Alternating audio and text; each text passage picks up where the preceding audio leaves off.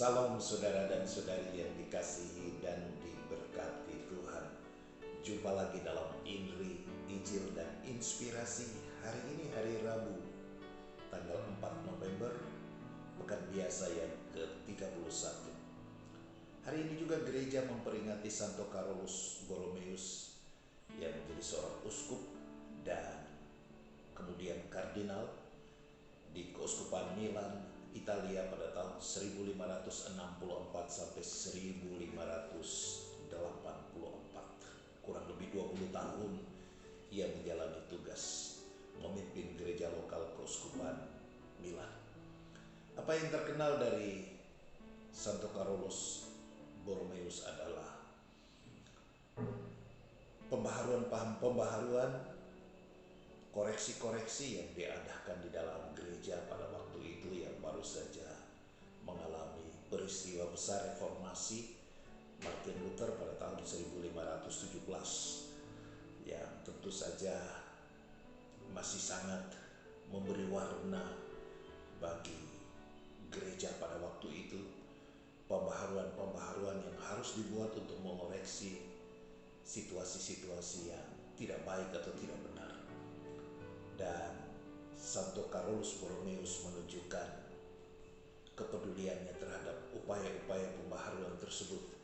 Dan juga Carolus Borromeus terkenal sebagai orang yang sangat concern dengan situasi yang melanda masyarakat Eropa pada waktu itu, yakni sakit atau penyakit pes yang begitu mengganas.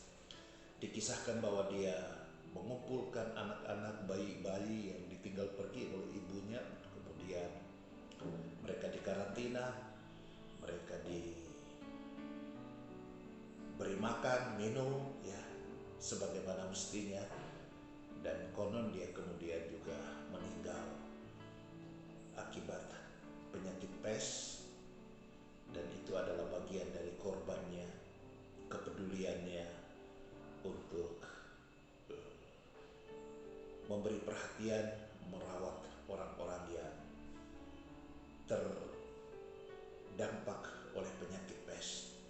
Mudah-mudahan berkat doa Santo Carolus Borromeus kita pun bisa dilindungi, diselamatkan, ataupun disembuhkan bagi saudara-saudari yang terkena oleh pandemik COVID-19 yang masih terus mewabah sampai hari ini.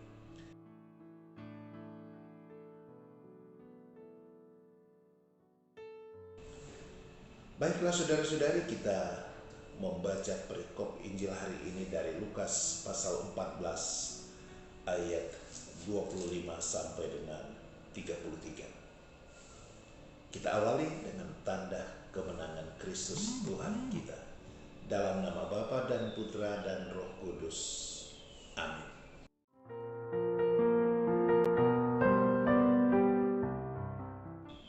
Pada suatu ketika banyak orang berduyun-duyun mengikuti Yesus dalam perjalanannya.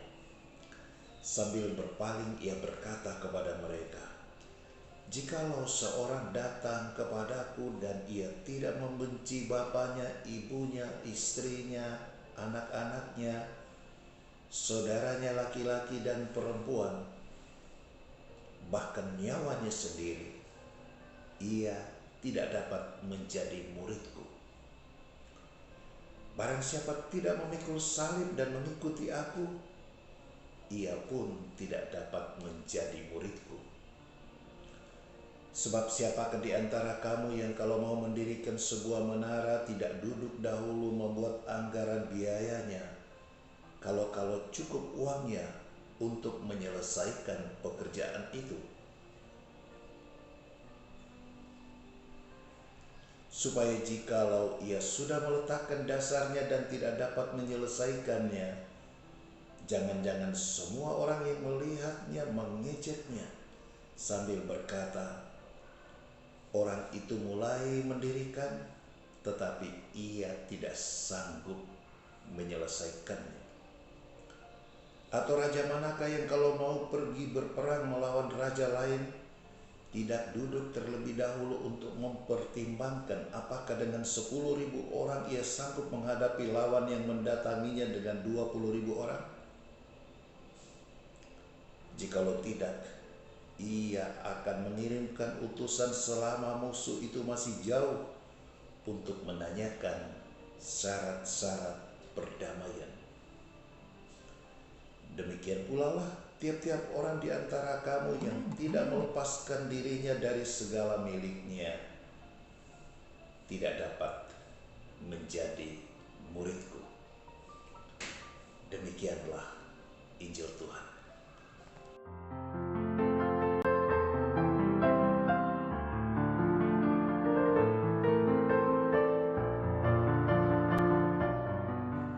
Saudara dan saudari yang dikasihi Tuhan, seperti pada kesempatan-kesempatan lain di dalam cerita Injil, kita menemukan bahwa pengajaran Yesus kerap kali mengundang salah tafsir, salah paham, dan akhirnya salah simpul atau salah kesimpulan.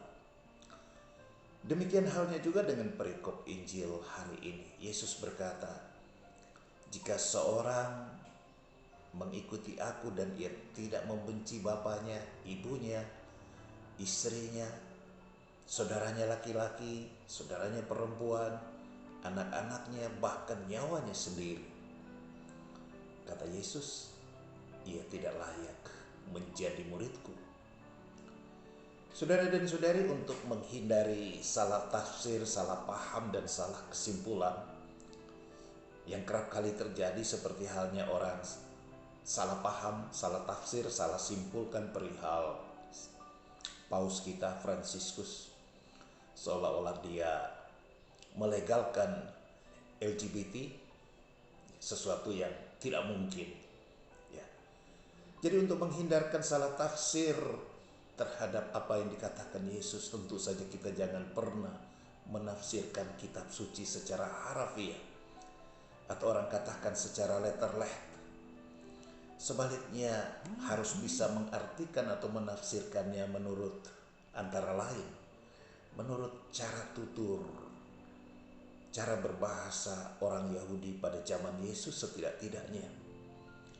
Yang setahu saya dalam bahasa Ibrani pada waktu itu tidak mengenal keterangan pada sebuah kata sifat, misalnya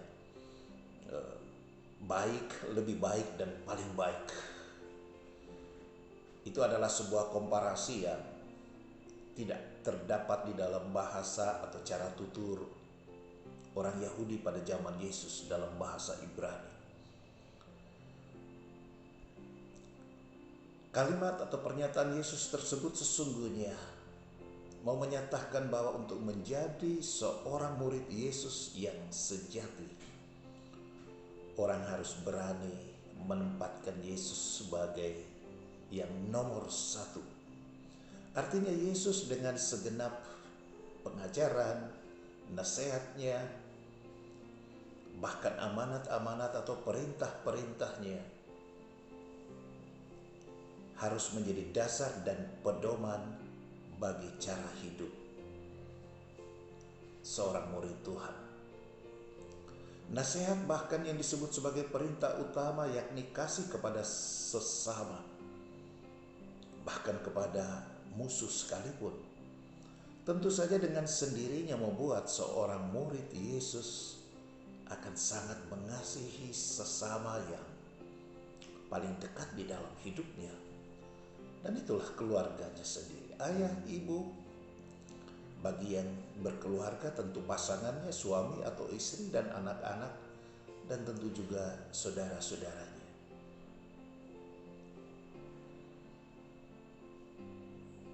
Jadi pernyataan Yesus, "Jika seorang datang kepadaku dan ia tidak membenci ibunya, bapaknya, istrinya, anak-anaknya, saudaranya laki-laki, saudaranya perempuan, bahkan nyawanya sendiri, ia tidak dapat menjadi muridku." Justru semakin membuat seorang murid mengasihi keluarganya saat ia peduli akan Yesus dan menomorsatukan segala kehendak dan perintah Yesus. Saudara dan saudari, dalam konteks perikop Injil hari ini, menomorsatukan Yesus itu berarti seperti halnya Yesus, seorang murid pun harus siap untuk memanggul salib. Salib adalah risiko menjadi murid Tuhan yang harus membuat seseorang siap berhadapan dengan situasi yang tidak mengenakan. Ditolak, diejek, difitnah, diperlakukan dengan tidak adil. Hal yang kedua adalah bahwa seorang murid dituntut untuk arif dan bijaksana dalam menyikapi situasi dan rencana. Yesus mencontohkan bagaimana ia menyikapi situasi ketika ia dijebak dengan pertanyaan-pertanyaan dari kaum Farisi dan ahli Taurat soal pajak, soal kebangkitan, dan lain-lain. Yesus berbicara tentang bagaimana orang harus bijak ketika mau membangun dan harus penuh perhitungan ketika mau bertempur atau berperang. Jangan-jangan kalah dan kalah lagi, konyol dan konyol lagi. Banyak orang menggebu-gebu berbuat sesuatu entah karena ambisi, entah karena ingin diakui, atau bahkan lebih konyol lagi, ikut-ikutan.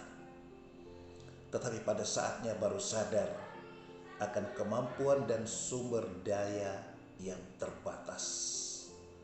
Artinya orang tidak menyertakan kebijakan ketika membuat suatu perencanaan atau dalam melakukan sesuatu, apalagi sesuatu yang besar.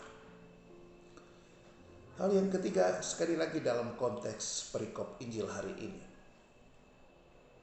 menjadi seorang murid Yesus yang menomorsatukan Yesus artinya juga bersikap seperti Yesus dalam hal sikap lepas bebas. Setiap orang di antaramu yang tidak melepaskan diri dari segala miliknya, kata Yesus, dia tidak dapat menjadi muridku. Kita disadarkan bahwa apa yang kita anggap sebagai milik sesungguhnya adalah titipan Tuhan. Orang harus bisa menghayati spirit and art of letting go, yakni semangat dan bahkan seni, art ya, untuk membiarkan pergi atau melepaskan sesuatu. Jangan membebani diri kita dengan beban masa lalu, dengan pemikiran-pemikiran yang salah, bahkan sesat tentang kepemilikan. Saudara-saudari, semoga kita semakin menunjukkan diri sebagai seorang murid yang sejati, yang menempatkan Yesus sebagai prioritas pilihan dan keputusan, serta pedoman sikap dan kelakuan di dalam hidup sehari-hari. Amin. Tuhan Yesus memberkati kita semua dalam nama Bapa dan Putra dan Roh Kudus. Amin.